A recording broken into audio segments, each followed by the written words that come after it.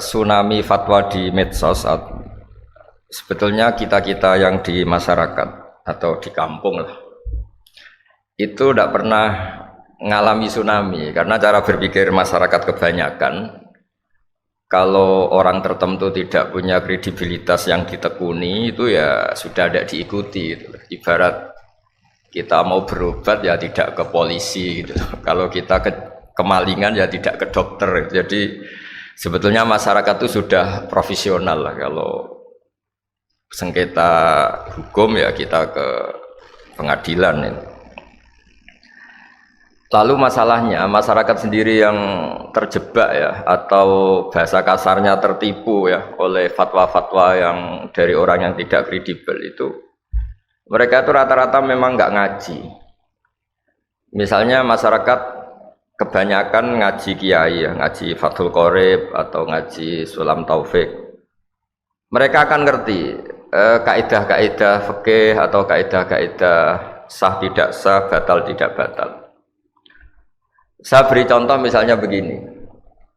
Bapak saya itu kalau tindak, kalau pergi itu ya sering marung ya, marung. Kadang-kadang penjualnya itu juga ada pakai jilbab, kadang suasananya juga enggak begitu syariah ya.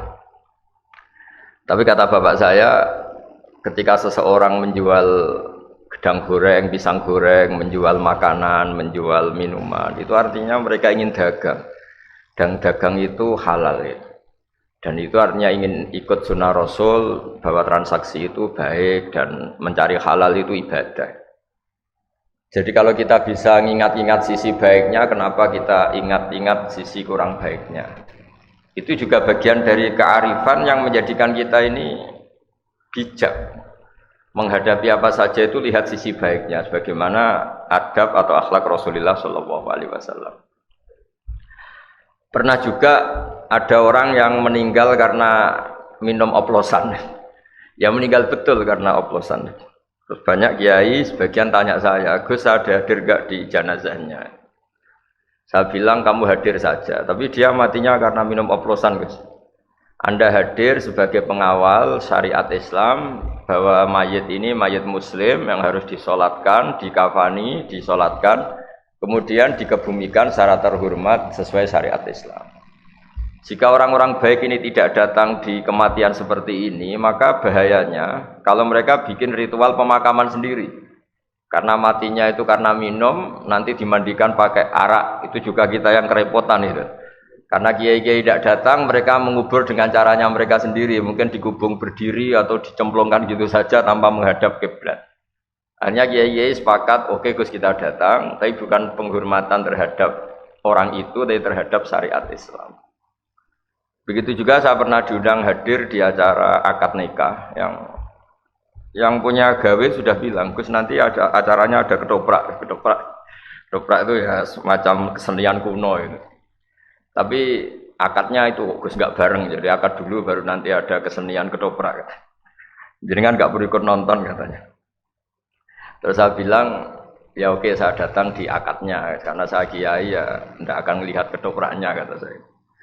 Tapi yang penting bahwa masyarakat ini masih baik, dia ingin akad nikah anaknya itu nikah yang berkah, nikah yang sah, sehingga inginnya disaksikan kiai, diberkahi doa kiai. Bahwa mereka ada ideal ya, begitu juga orang yang dagang tadi, mereka ada ideal ya, tapi ada kebaikan-kebaikan yang mereka lakukan. Dan itu yang kita ingat-ingat, karena kebaikan itu yang kita ingat-ingat.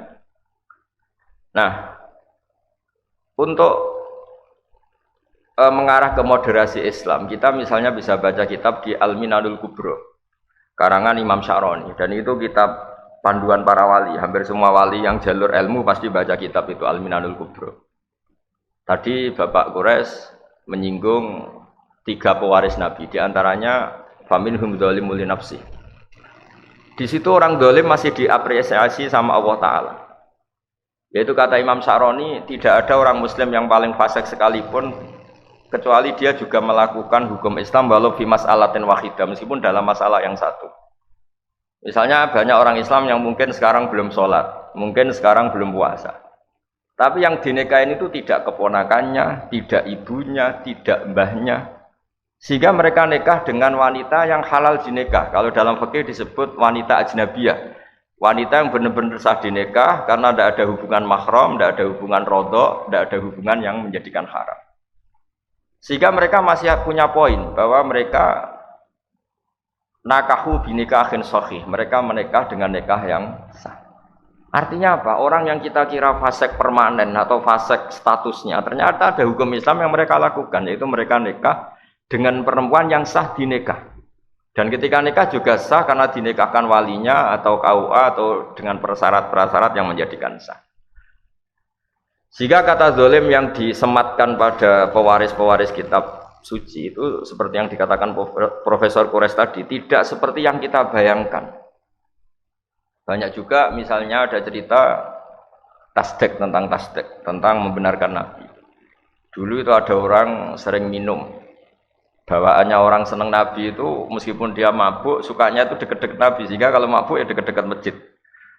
Setelah seringkali ditangkap oleh sahabat sama Nabi ya sebagai ajaran, sebagai sanksi, mereka dipukulin sama jari dunahli, ada yang disebutkan binial, ya dipukulin pakai sandal, ya semoga sandal jepit bukan sandal kulit, pokoknya walhasil itu saking seringnya melanggar di depan Nabi, kata para sahabat, kamu itu mal'un, kamu kena laknat. Tapi apa kata Rasulullah? Tal'anuhu, kamu jangan melaknati dia. Fa innahu yuhibbu wa rasulah. Meskipun dia sering salah, tapi masih mencintai Allah dan Rasul. Artinya orang-orang sefasik ini pun kalau disuruh pindah agama juga enggak mau. Disuruh ngidolakan selain Rasulullah juga enggak mau. Disuruh jauh-jauh dari masjid ya enggak mau.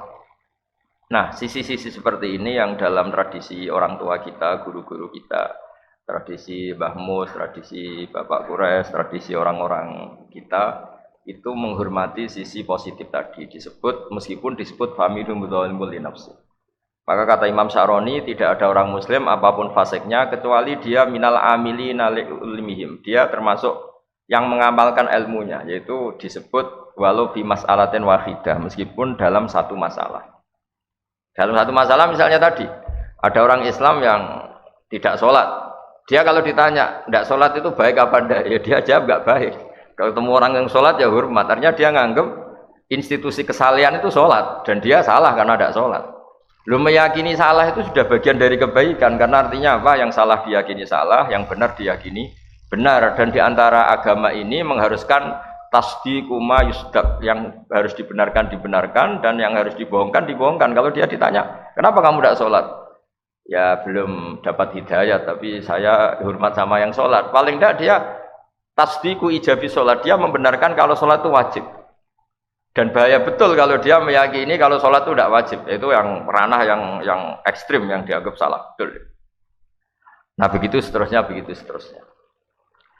Jadi kalau kita punya kearifan membaca, kearifan dengan fikih-fikih dasar, insya Allah gelombang fatwa yang atau tsunami tadi tidak punya akibat apa-apa. Kalau di daerah kami di Rembang misalnya, orang ngaji keluarga besar Mbah Maimun, ngaji keluarga besar Ki Mustafa, ngaji keluarga besar Ki Lasem, orang nyaman saja dengan kiai-kiai itu. Dan mereka kalau baca medsos itu kayak hiburan. Malah kalau bapak saya dulu kalau dengerin orang-orang ceramah yang tidak berkompeten, tidak ahli, kata bapak itu, kok tambah goblok kan kata bapak. Kalau dengarin ini kok tambah goblok kata bapak. Karena beliau hafal Quran dan beliau banyak baca sehingga ya dianggap hiburan saja.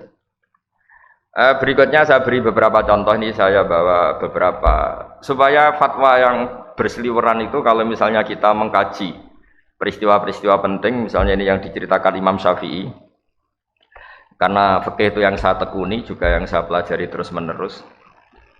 Saya sedikit cerita begini misalnya. Pengkaji Quran, kan ini untuk para ustadz, untuk para kiai. Pengkaji Quran pertama di era sahabat itu pasti bingung, karena bingungnya itu ada sekian ayat yang dalam objek yang sama. Misalnya orang yang ditinggal mati suaminya itu iddahnya 4 bulan 10 hari. Oke, itu satu ayat yang ketentuan umum, yang ditinggal suaminya pokoknya iddahnya 4 bulan 10 hari.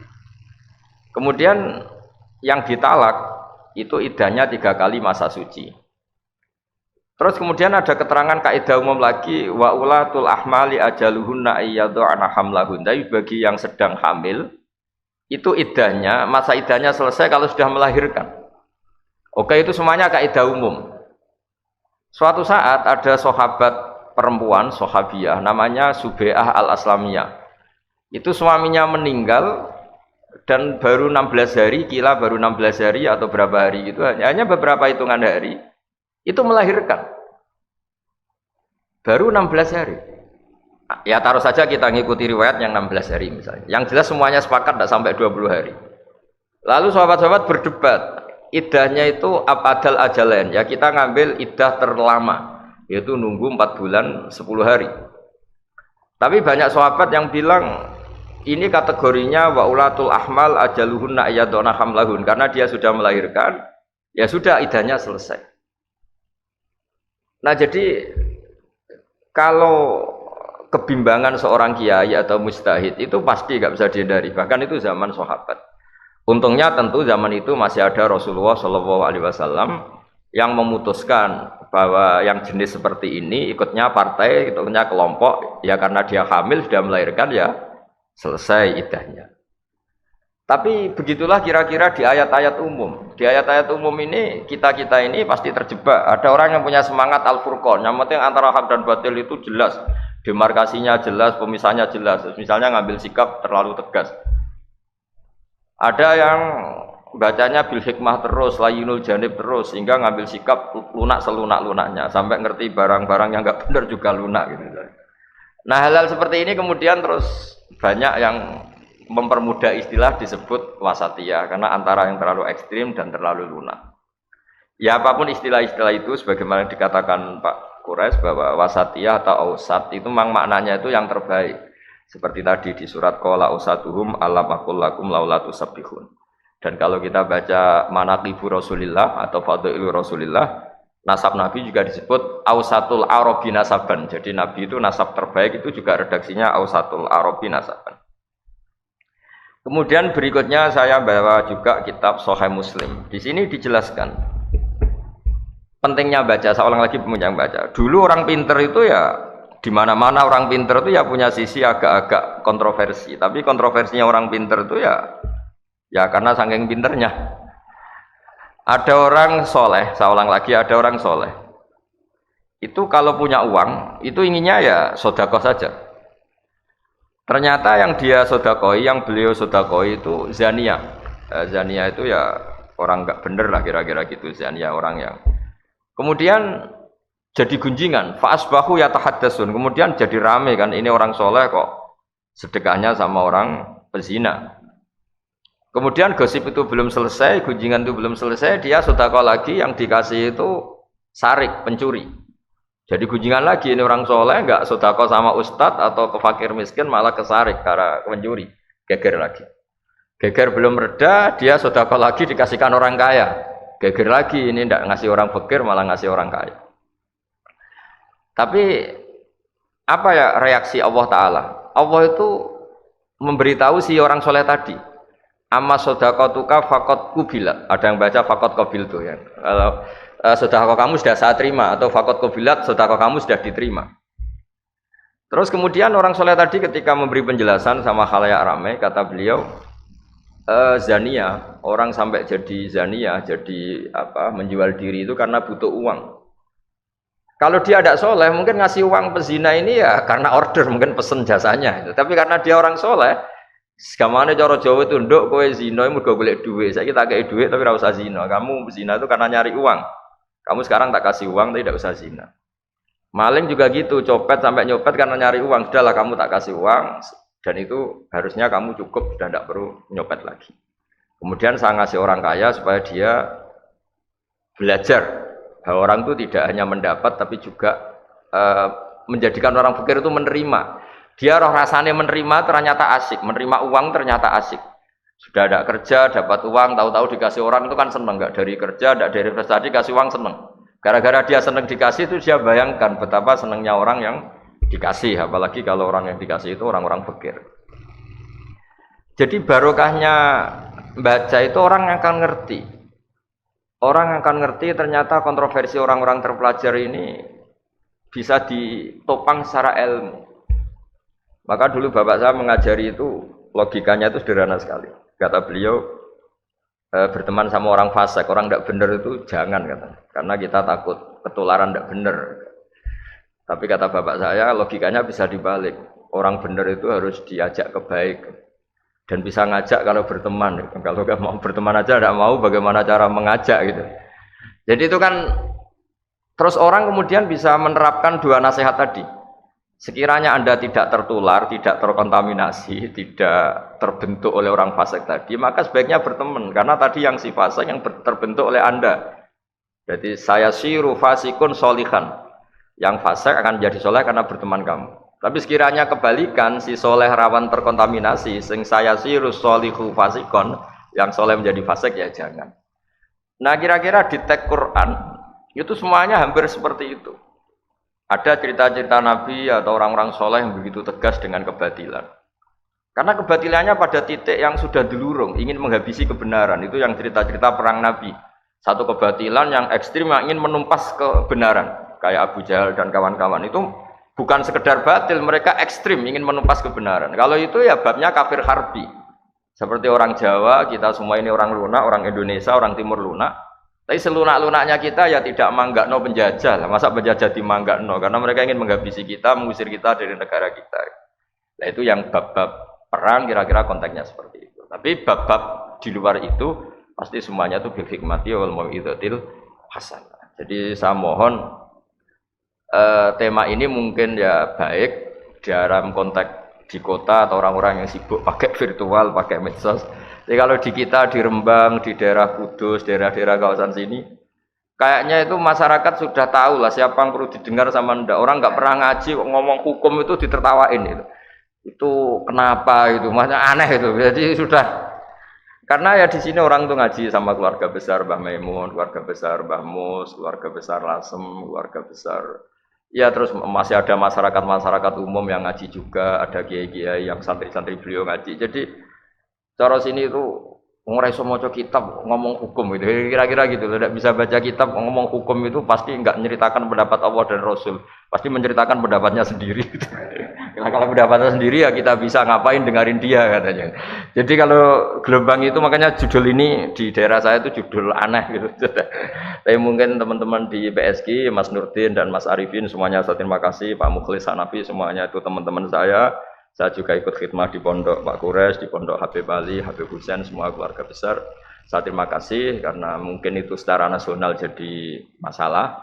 Tapi saya pastikan di daerah-daerah kayak di daerah Al-Banjarinya Mbak Arsad, di daerah Sumatera, di beberapa daerah yang sudah punya kultur ngaji sama tokoh-tokoh di sana. Di Banten ada keluarga besar Senawawi, di Madura ada keluarga besar Syekhona Khalil, di Jombang ada keluarga besar Basim.